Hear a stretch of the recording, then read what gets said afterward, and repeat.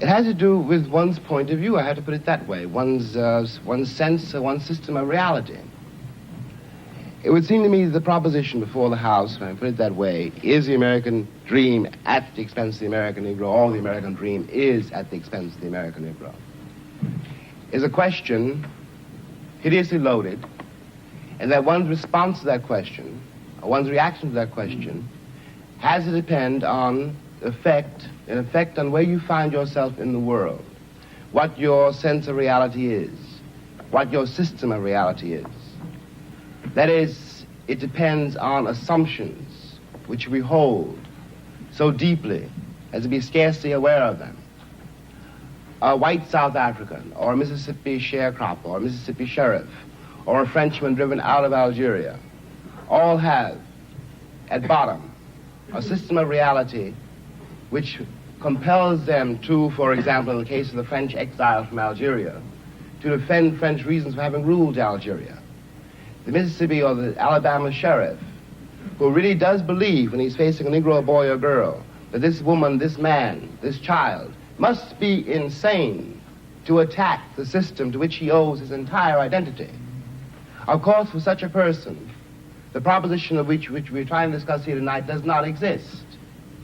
And on the other hand, I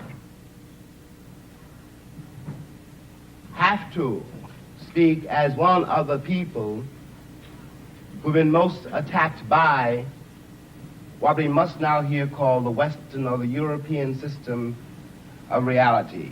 What white people in the world, because the doctrine of white supremacy, I hate to say it here, comes from Europe. That's how it got to America. Beneath, then, whatever one's reaction to this proposition is, has to be the question of whether or not civilizations can be considered as such equal, or whether one civilization has the right to overtake and subjugate and in fact to destroy another. Now what happens when that happens?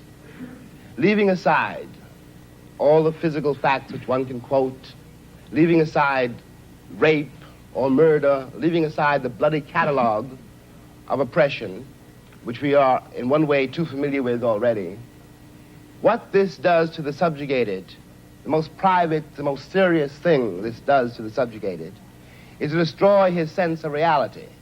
It destroys, for example, his father's authority over him. His father can no longer tell him anything because the past has disappeared, and his father has no power in the world. This means, in the case of an American Negro, born in that glittering republic, and in the moment you are born, since you don't know any better, every stick and stone and every face is white, and since you have not yet seen a mirror, you suppose that you are too. It comes as a great shock around the age of 5 or 6 or 7 to discover that the flag to which you have pledged allegiance, along with everybody else, has not pledged allegiance to you. It comes as a great shock to discover that Gary Cooper killing off the Indians when you were rooting for Gary Cooper, that the Indians were you. It comes as a great shock to discover that the country, which is your birthplace, and to which you owe your life and your identity, has not in its whole system of reality evolved any place for you.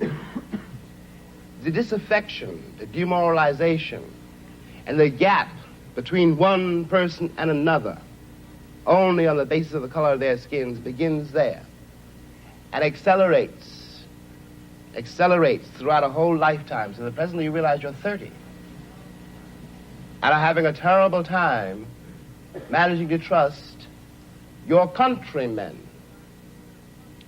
By the time you are 30, you have been through a certain kind of mill.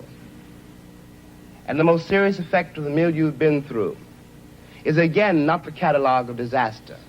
The policemen, the taxi drivers, the waiters, the landlady, the landlord, the banks, the insurance companies, the millions of details, 24 hours of every day, which spell out to you that you are a worthless human being. It is not that. is by that time you've begun to see it happening in your daughter or your son or your niece or your nephew. You are 30 by now, and nothing you have done has helped you to escape the trap. But what is worse than that is that nothing you have done, and as far as you can tell, nothing you can do, will save your son or your daughter from meeting the same disaster and not impossibly coming to the same end. Now, we're speaking about expense. I suppose there are several ways to address oneself to some attempt to define what that word means here. Let me put it this way, that from a very literal point of view, the harbors and the ports and the railroads of the country, the economy, especially of the southern states, could not conceivably be what it has become if they had not had, and do not still have indeed, and for so long, so many generations, cheap labor. I am stating very seriously, and this is not an overstatement, that I picked the cotton, and I carried it to market, and I built the railroads under someone else's whip for nothing. For nothing.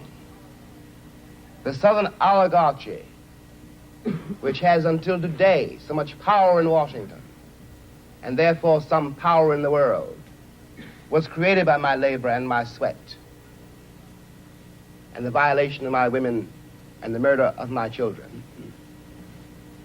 This, in the land of the free and the home of the brave. And no one can challenge that statement. It is a matter of historical record.